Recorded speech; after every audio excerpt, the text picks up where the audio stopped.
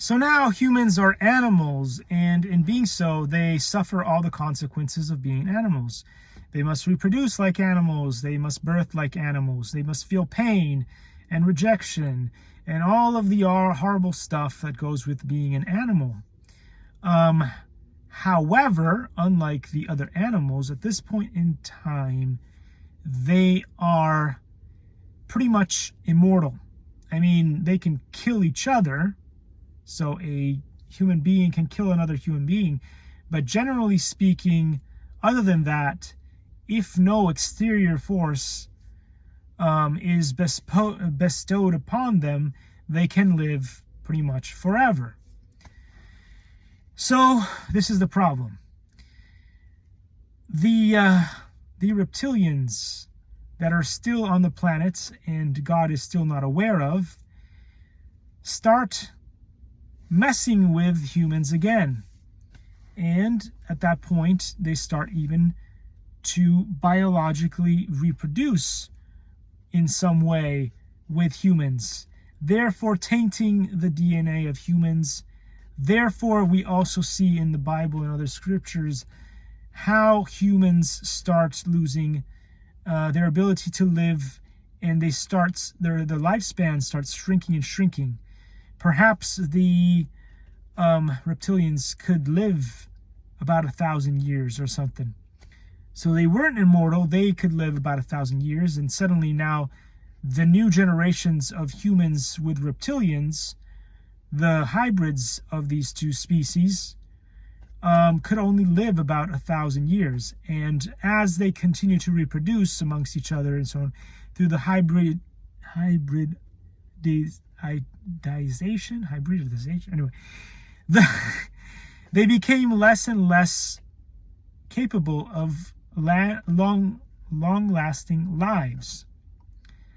At some point, God realized what was going on and finally found out about the reptilians being there. And in doing so, got angry with the reptilians because now he had realized, or she had realized, what was going on. So God, this is the part where the scripture continues on, where it says, God built the earth, whatever. Because what God did was realized that these reptilians existed on this planet, gathered all the animals and the children's, all of the creations that God had made, created a wormhole, sucked in all the whatever that was no longer originally present on Mars, returned it to its original state, if you will, and left the reptilians there, and brought humanity and all the animals and everything else, the water, the atmosphere, onto Earth, which was further away from Mars, and basically restarted the whole process. Although over there, since God had seen what had happened on Mars, decided to leave what we know today as the UFO, as a system of protection for the planet, to stop the reptilians. Let's say someday they were to get, or maybe they already had, technology that would allow them to move from planet to planet, to then not find, hopefully, humans, and then also not be able to do the same thing they had done to humans on Mars, but over on planet Earth.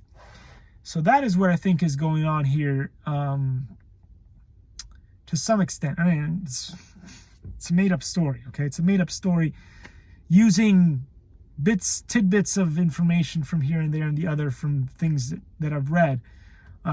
Maybe it's not exactly like that, but it makes a teensy-weensy bit of sense in some ways.